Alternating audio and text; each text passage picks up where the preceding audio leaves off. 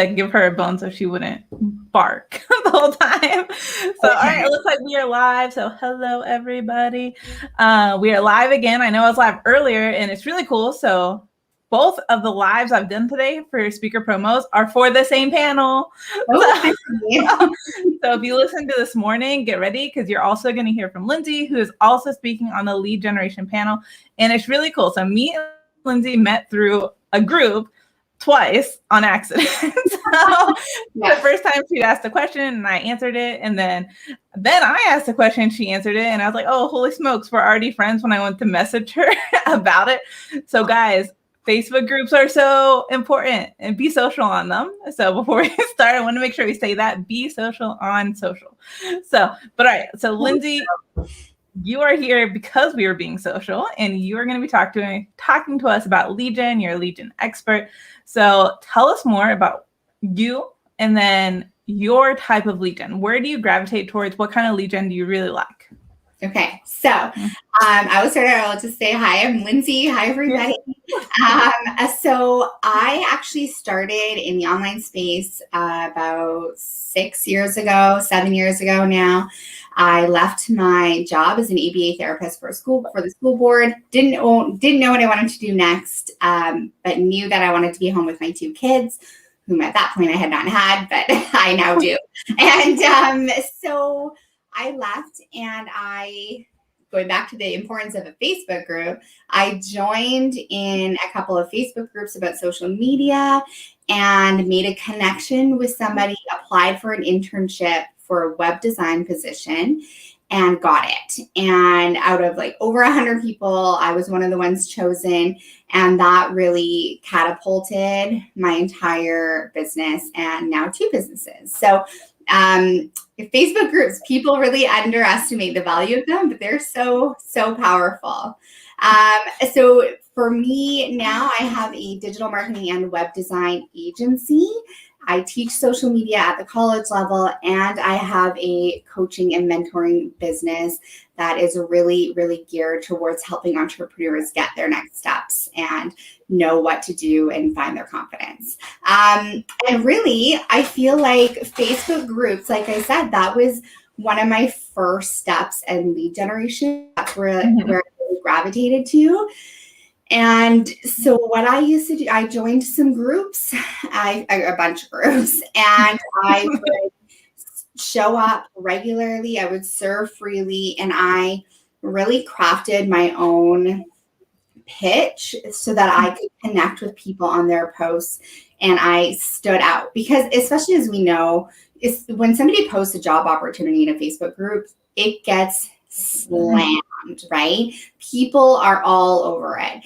And so I just made sure that my post was really reflective of who I am, my personality was warm, it was genuine, and I always made it super personal to the poster. So honestly, that's how I started. That's how I got my first clients, was really from working the Facebook groups. Yeah. So, yeah, it's so neat. So on lead, like when we do the panel, so the person I talked to earlier doesn't even have Facebook presence. Like I couldn't tag her in it because she's a LinkedIn. And so this is why I'm so excited for this panel, because everyone's like a different area. And I talked to somebody yesterday, not on the panel, but he's all about Instagram. And so that is why I'm like so excited for this summit, that we're all going to be on different sides of it. But I love what you said there, where being genuine, like you have to be genuine when you're on social, and you can, like, people can tell, like, if you're not, like, it's easy. Yeah. And it's so funny. I've been having so many conversations about this lately, and about people feeling insecure and shy and worried that people won't like them. But then we get into this really difficult cycle where it's hard to break, because we show up, but we like soften our personalities, who we are. We try to kind of like dim ourselves down so we don't polarize people, but and to make them like us. But then by doing that, they don't actually like us because they don't know who we are. And so you get into this sort of weird cycle. And so being genuine is, I have found, so key, being genuine and making it easy for people to work with you. Those are two of the things, and being proactive about your sales. Those are really the main things that I tell people and I'll tell my clients. Like, you have to make it easy, you have to make it straightforward, and you have to be yourself, because otherwise you're doing a disservice to yourself and to your potential clients. Yeah, definitely. So make it easy. And then the other thing I was going to go back to was how every time you're in a Facebook group, so like it's so tough when somebody posts a job because they totally get slammed. I feel bad for them. Like, most of the time I want to like just comment like, I'm sorry for your soul right now, because I can only imagine how many DMs you're getting too. It's not even just the Facebook post, it's all the messages on the back end. So I'm so excited to see what like you've crafted and kind of like your messaging. We'll definitely talk about that during the panel to hear that, because like you said, they get slammed and like you have to stand out, and it's so tough. So that is going to be so exciting. Yeah, honestly, it was, I mean, just for perspective, I was able to book myself fully with the digital marketing and the web design as a solopreneur, and then scale to an agency and book that out like easily and consistently.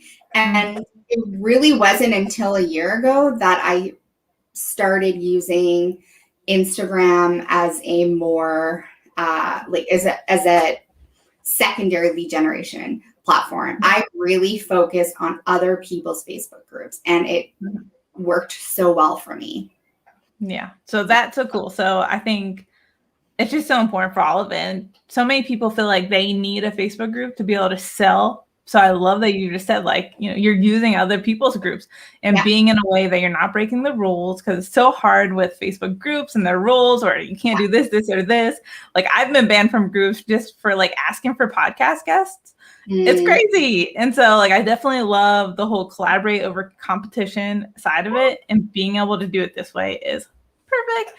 So guys, if you have not got your ticket, let me make sure I put this down here. Lindsay will be on our panel on March 3rd at 1:30, and she's going to give all the details of everything we're talking about in more detail for you there. But I loved how you gave the example of where you were able to scale your business. I think so many people are struggling with that. And so, I don't know, is there something like mindset wise or something you could share right now on just going into that? I think it's so scary for people to go in there and go, how am I going to grow my business? Yeah, and it can be scary, and figuring out what your next step is. This is the thing. People focus, on the long term. They focus on where they want to be. So if that means that you want 10 clients, or you want 5K months, or 10 or 100K months, whatever it is, you're so focused on the long game that you don't think about what your next intentional steps can be to get you to there, because you can't get there without taking your next steps. So be really intentional and be open to opportunity. That was the biggest thing for me. I was so open. I kind of made a pact with myself when I started in the online space that I would only work with brands and companies and entrepreneurs who had a really positive mission, that were more about uplifting than tearing people down, and were brands that I personally could support, shared values with. But beyond that, I wasn't staring at my client avatar. Yes, that was good, but because at that point, I really wasn't doing outbound content. I was really just focused on showing up, serving, and making genuine connections. And that is what really allowed me to grow so quickly. It was just being open to opportunity, looking for opportunity, and creating the opportunities. So you gotta have a solid mindset and really positive outlook, and you have to believe. You actually have to believe that you can do it, and that's what'll really help get you forward. Yeah, I absolutely loved how you just said you made a pact with yourself.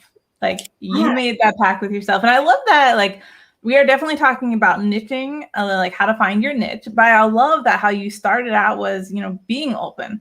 Like, And at the same time, because I remember I said this at one time in a mastermind, and everybody was like, no, you have to find a niche. You can only work with that niche. You should only be there. And I was like, ah. So I love how you put it, because that is exactly what we do in our business, where we go look at the reviews, because we work with a lot of people in like the legal field. And I'm like, I'm never going to work with a lawyer that is just taking advantage of its clients. I was like, I can't honestly promote that. I was like, I could not help that. And so I love how you put it there. Like, as long as there's somebody you're willing to work with, like that you personally would hire, that is a niche almost in its own sense, but it's still being open, where you're able to be reaching into different aspects of it. So, oh my goodness, I'm so happy I found you, Lindsay. I'm so glad. Yeah. And don't get me wrong, I have a niche now, but then, especially when you're starting out, you will be surprised at what you enjoy and what you don't enjoy. So testing it out is a really good thing to do when you're starting. Yeah, I agree. It's so hard to just go, okay, this is the only person I'm going to work with from day one. Yeah. When you might not be in the industry, you've never worked it before. And so I love it. I'm so excited. and that specific service, like maybe you I found out I hated launching podcasts. Like I really didn't enjoy doing the show notes and uploading to Lisbeth. Like I hated it, but I would never have known that if I hadn't have tried it. Right. Mm-hmm.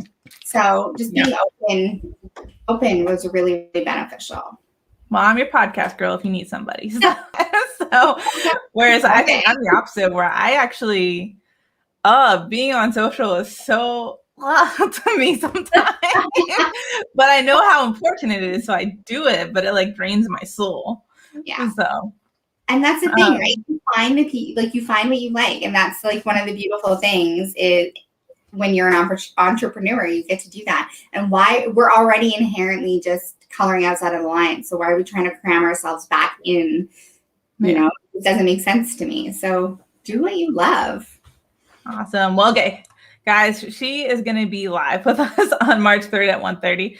And if you cannot wait till March 3rd at 1:30 to see Lindsay live, Lindsay, tell us what you do in the real life. I know you're teaching and coaching, but tell them exactly what you do. So if they want to reach out to you right now, they can. So I mentor and I coach other women who are wanting to grow their own businesses, figure out their next steps, find their confidence. We are heart-centered, often shy and or introverted. I myself am an INFJ, so I am an definite introvert, and it's all about finding ways that we can create to make your business work for you instead of you working for your business. So I offer one-on-one coaching. If you want to chat more, send me a message. Come talk to me on Instagram as well. I'm at the Lindsay Stead, and I'm on there all the time. I talk about this sort of thing all the time. And I have a free challenge actually that I'm running next week. Yeah. That you can register for as well, and that there will be prizes. So figure out what your next steps are, where your confidence is, and how to start marketing yourself. And it's going to be awesome. So I'm kind of everywhere right now. Come and find me, say hi, ask me your questions. I'm happy to help. No, I'm right there with you. So I'm actually trying to find. That's what I was looking over here, because I'm pretty sure I am an INFJ too. Oh, are you? Yeah. Like, wait a second. Isn't that what I am? I'm like trying to find it, but I couldn't get it pulled up fast enough. And you message me later. Yeah. So I'm like, that's so cool. Yeah. We're rare. INFJs, we're a rare type. Yeah. Like I've been more into strengths than I have been so I don't know Myers-Briggs nearly as much. I did the survey for it just to know. Oh my God, you see my dog? She's hilarious. INFPA. Oh, okay. So really close. I was like, wait a second. So just that last letter. The judging. Mine said I was the mediator. And so, but all right. So awesome. So Lindsay is doing a challenge next week in her Facebook. I don't actually have that link though. So look for Lindsay Stead somewhere on Facebook, on Instagram. I'll drop my handle in the comments below the live. Yeah. Gotcha. Drop it there. Do her challenge with her. And then if you're a women business owner that's like ready to get started or just ready to get to that next level, visit her at Socially On Point, right? Yeah. On Point. Okay. Making sure I did that right. Because isn't it French technically? Yeah, I guess so. Okay, that's what I was like. But it has the most amazing pictures on her website, so go check it out. And then also make sure you sign up for the Zigzag Virtual Summit because Lindsay is going to be giving away 1 hour of free coaching. Yeah. So you have a chance to win it if you're live with us, interacting. I'll be sending out all the details about how you can win prizes throughout the Zigzag Virtual Summit. So make sure you come, make sure you see Lindsay, make sure you see the whole panel, and we're going to have so much fun. I'm so happy you're going to be here with us. Anything you want to say before we jump off? No, I'm just so excited. I can't wait for the summit. I can't wait for the panel next week. So thank you for having me. Yeah, definitely. All right, guys, I will see you tomorrow. We have 3 speakers tomorrow. So I'm super excited to come back with you. And then we'll see everybody live next week. Later.